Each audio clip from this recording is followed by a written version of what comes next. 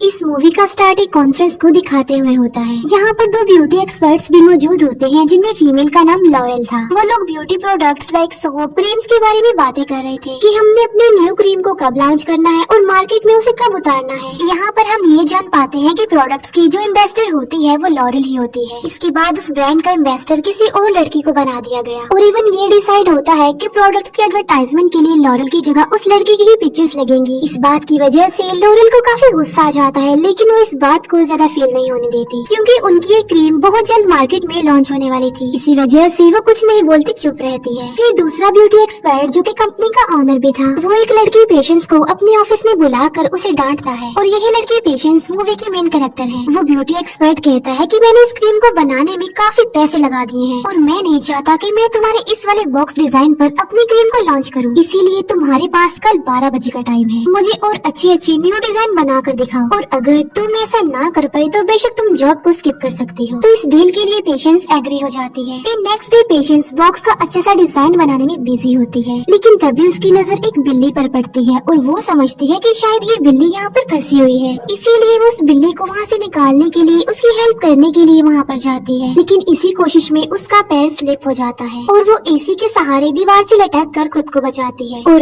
अब वो उस जगह पर फंस चुकी थी। यहाँ पर वो डर जाती है क्योंकि वो लटकी हुई थी, लेकिन तभी एक डिटेक्टिव जिसका नाम टॉम होता है, उसकी नजर पेशेंस पर पड़ जाती है। उसे देखकर वो समझ रहा होता है कि शायद वो सुसाइड करने वाली है और इसीलिए वो ऊपर जाकर पेशेंस को बचा लेता है, वो भी बिल्कुल सही सलामत। जहाँ पर वो दोनों एक दूसरे से काफी देर तक बातें करते हैं, लेकिन तभी पेशेंस को सडन याद आ जाता है कि मेरे बॉस ने मुझे कोई काम दिया है करने को और इसी वजह से वो जल्दी से ऑफिस के लिए निकल जाती है। लेकिन जल्दबाजी की वजह से उसका पर्स गिर जाता है, जिसे टॉम उठा लेता है और वो पेशेंस के पीछे पीछे ऑफिस चला जाता है। वहाँ जाकर वो पेशेंस से मिलता है। वो दोनों काफी देर तक बातें करते रहते हैं और यहाँ पर उनकी दोस्ती हो जाती है। फिर वो दोनों डिनर का प्लान बनाते हैं और टॉम वहाँ से चला जाता है। पेशेंस काफी मेहनत करने के बाद फाइनली वो डिजाइन रेडी कर लेती है। फिर वो अपने बॉस के असिस्टेंट को कॉल करके उसे डिजाइन देने का कहती है, जिस पर असिस्टेंट कहता है कि आज तो वो लीव पर है, इसीलिए तुम खुद जाकर उस डिजाइन को दे आओ। फिर पेशेंस उस लोकेशन पर जाती है जहाँ पर ये क्रीम बनाई जा रही थी जिसे लॉन्च करना था। वहाँ पर एक साइंटिस्ट होता है जो इस क्रीम पर काम कर रहा था और इस क्रीम के कुछ सीक्रेट्स बताता है। वहीं पर वो ब्यूटी एक्सपर्ट लॉरेल भी थी। वो साइंटिस्ट लॉरेल को कहता है कि क्रीम अभी मुकम्मल तौर पर रेडी नहीं हुई, इसमें बहुत सारी कमियां हैं, इसीलिए हम अभी इसको लॉन्च नहीं कर सकते क्योंकि इस क्रीम को यूज करने के बाद फेस खराब हो जाता है। ये कहते हुए वो लॉरेल को स्क्रीन पर कुछ पिक्चर्स दिखाता है कि इस क्रीम को लगाने के बाद यूजर्स को काफी बुरे साइड इफेक्ट्स हो सकते हैं और मैं ऐसा नहीं चाहता कि लोगों के साथ कुछ ऐसा हो, क्योंकि मैं एक साइंटिस्ट हूँ जो लोगों की हेल्प करता हूँ, ना कि उन्हें धोखा देता हूँ। सो इसीलिए अभी फिलहाल हम इसे लॉन्च नहीं कर सकते। और ये सारी बातें पेशेंस भी सुन लेती है, लेकिन तभी वो किसी चीज से टकरा जाती है और वो चीज वहाँ पर गिर जाती है। आवाज सुनकर वो दोनों समझ जाते हैं कि किसी ने हमारी बातें सुन ली हैं। तभी पेशेंस वहाँ से भागकर खुद को छुपाने के लिए एक टनल में छुप जाती है। लॉरेल ने यहाँ पर पेशेंस को देख लिया था और जब उसे पता चलता है कि पेशेंस उस टनल में है, तो वो उसका मेन डोर बंद करवा के वहाँ पर पानी छुड़वा देती है और पानी में डूबने की वजह से पेशेंस की मौत हो जाती है और उसकी डेड बॉडी एक रिवर में चली जाती है, जहाँ पर एक बिल्ली पेशेंस को किनारे पर लाती है और वहाँ रिवर के बाहर और भी बिल्लियाँ होती हैं। तभी एक बिल्ली पेशेंस की डेड बॉडी पर चढ़ जाती है और उसे लिक करती है और देखते ही देखते पेशेंस की आंखों का साइज चेंज होने लगता है। और हैरान कर देने वाली बात तो ये है कि पेशेंस जिंदा हो जाती है दोबारा। अब सोचने में तो ये काफी अजीब बात है कि एक छोटी सी बिल्ली ने पेशेंस को दोबारा जिंदा कैसे कर दिया। मीनवाइल पेशेंस को फील होता है कि वो दूर की चीजों को काफी करीब से देख पा रही है और छोटी सी छोटी चीज को भी बड़ा देख पा रही है इजीली। लेकिन वो इन सारी बातों को इग्नोर करके अपने घर के लिए जाने लगती है, क्योंकि 12 बजने से पहले उसने वो डिजाइन अपने बॉस को सबमिट करवाना था।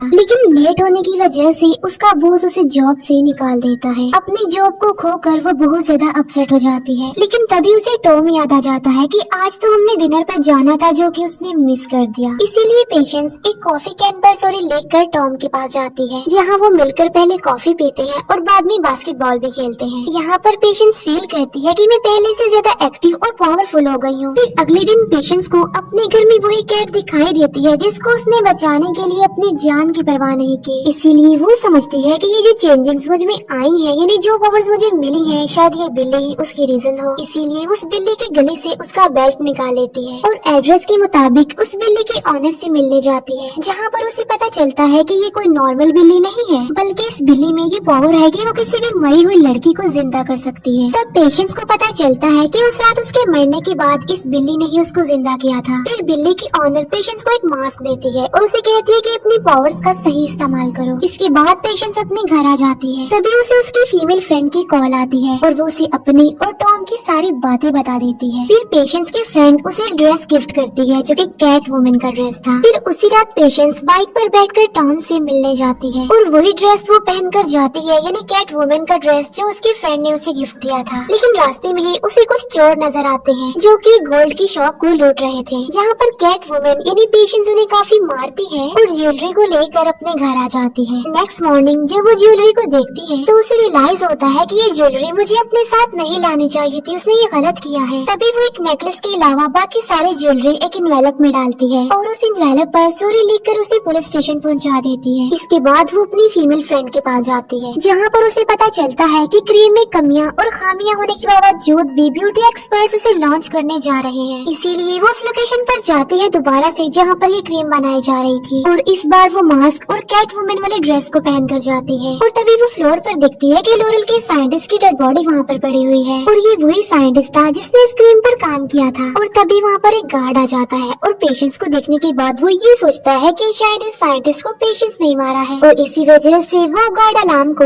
ऑन कर देता है। और तभी वहाँ पर बाकी गार्ड्स भी आ जाते हैं और वो पेशेंस को किलर समझते हैं। तब किसी तरह खुद को बचाते हुए कैट वुमन यानी पेशेंस लॉरेल के पास जाती है, जहाँ पर वो पेशेंस को बताती है कि दूसरा ब्यूटी एक्सपर्ट इस क्रीम में कमियां और खामियां होने के बावजूद भी इसे लॉन्च करना चाह रहा है। इन बातों के दौरान पेशेंस को रियलाइज होता है कि लॉरेल भी अब दूसरे ब्यूटी एक्सपर्ट के अगेंस्ट है, क्योंकि लॉरेल उससे बदला लेना चाहती थी, क्योंकि उसकी जगह अब किसी और को इन्वेस्टर बना दिया गया। तब वो दोनों प्लान बनाती हैं कि वो किस तरह उसे रंगे हाथ पकड़वाएंगी और उसके खिलाफ सबूत इकट्ठा करेंगी। यहाँ पर लॉरेल पेशेंस को एक मोबाइल फोन देती है ताकि वो दोनों डिस्कशन करने के लिए एक दूसरे से कांटेक्ट कर सके। इसके बाद टॉम जब अपनी ड्यूटी पर होता है तब उसकी नजर उसी कॉफी कैन पर पड़ती है जो उसे पेशेंस ने दी थी, जिस पर सॉरी लिखा हुआ था। तभी वो ज्वेलरी वाले इन्वेलप को भी देखता है जिस पर सॉरी लिखा था और इसीलिए वो उस वाले सॉरी को कॉफी कैन वाली सॉरी से मैच करता है। और यहाँ पर टॉम को पेशेंस पर शक होने लगता है कि शायद उसे नहीं चोरी की होगी, उसे नहीं ये सॉरी वाला इन्वेलप भिजवाया। इसीलिए टॉम उससे मिलने जाता है, जहाँ पर वो दोनों एक दूसरे के साथ काफी टाइम स्पेंड करते हैं, काफी बातें करते हैं। और रात को जब पेशेंस सो रही होती है तब टॉम एविडेंस कलेक्ट करने के लिए एक गिलास चुराकर अपने साथ ले जाता है। फिर थोड़ी देर बाद लॉरेल के दिए हुए मोबाइल पर रिंग होने लगती है और वो लॉरेल की कॉल थी जिसे पेशेंस सुनती है। लॉरेल उसे बताती है कि मैंने दूसरे ब्यूटी एक्सपर्ट के खिलाफ एविडेंस इकट्ठे कर लिए हैं और इसी वजह से उसे सजा हो जाएगी। उन एविडेंस को देखने के लिए पेशेंस जल्दी से लॉरेल के पास चली जाती है और इस बार भी वो पूरे कैट वुमन के गेटअप में आती है, जहाँ पर लॉरेल उसे कहती है कि तुम्हें उस सोफे के पीछे सारे एविडेंस मिल जाएंगे। इसीलिए पेशेंस देखने के लिए जल्दी से सोफे के पीछे जाती है। वो देखती है कि वहाँ पर तो उस ब्यूटी एक्सपर्ट की डेड बॉडी है और उसकी डेड बॉडी को देखकर ऐसा लग रहा था कि शायद किसी बिल्ली ने उसे मारा हो। यहाँ पर लॉरेल पेशेंस को कहती है कि मैं बहुत अच्छे से जानती हूँ कि उस क्रीम में अभी बहुत सारी कमियां हैं और साइड इफेक्ट्स हैं, लेकिन इसके बावजूद भी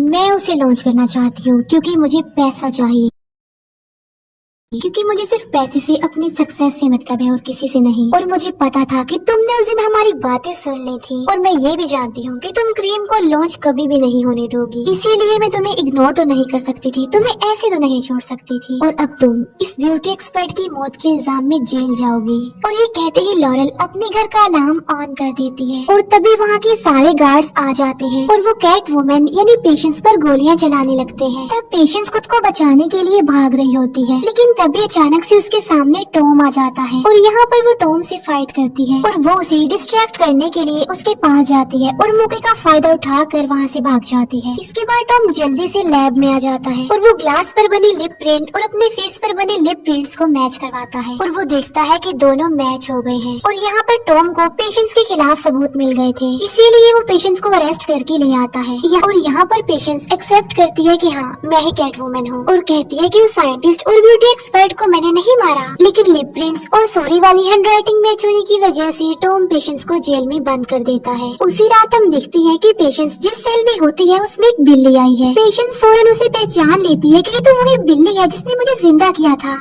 और वो उस बिल्ली को सेल के रॉड से अंदर आते हुए देखती है। इसीलिए पेशेंस सोचती है कि अगर ये कैट इन रॉड से अंदर आ सकती है तो मैं इन रॉड से बाहर भी जा सकती हूँ, और इसीलिए पेशेंस भी उस कैट की तरह उस सेल के रॉड से बाहर चली जाती है और यहाँ से वो जाती है लॉरेल के पास जो उस क्रीम को लॉन्च करने वाली थी। हालांकि पेशेंस उसे ऐसा करने के लिए मना करती है, लेकिन लॉरेल उसकी एक नहीं सुनती और इस बात को लेकर दोनों के बीच बहस हो जाती है। वहाँ पर टॉम भी होता है जो पेशेंस को पकड़ने आया था और वो उन दोनों की कन्वर्सेशन सुन चुका था, और यहाँ पर टॉम को सारी बात समझ आ जाती है कि असल में पेशेंस गलत नहीं है बल्कि लॉरेल गलत है। तभी लॉरेल और पेशेंस के बीच जबरदस्त फाइट होती है और इस लड़ाई के दौरान लॉरेल बिल्डिंग से गिर जाती है और उसकी ऑन द स्पॉट मौत हो जाती है। और तभी वहाँ पर टॉम भी आ जाता है और वो पेशेंस को कहता है कि दुनिया के लिए लॉरेल को कैट वुमन ने मारा है और तुम्हारे ऊपर इल्जाम नहीं आएगा क्योंकि पेशेंस तो अभी तक जेल में ही है। पेशेंस टॉम की बात सुनकर सारी बात समझ जाती है और इसीलिए वो दोबारा से अपने सेल में चली जाती है और सबको यही लग रहा था कि लॉरेल को कैट वुमन ने मारा था क्योंकि उस रात तो पेशेंस सेल में थी और इसीलिए पेशेंस को बेकसूर साबित करके उसे छोड़ दिया जाता है। और यहीं पर इस मूवी का भी दी एंड हो जाता है। Thank you for watching.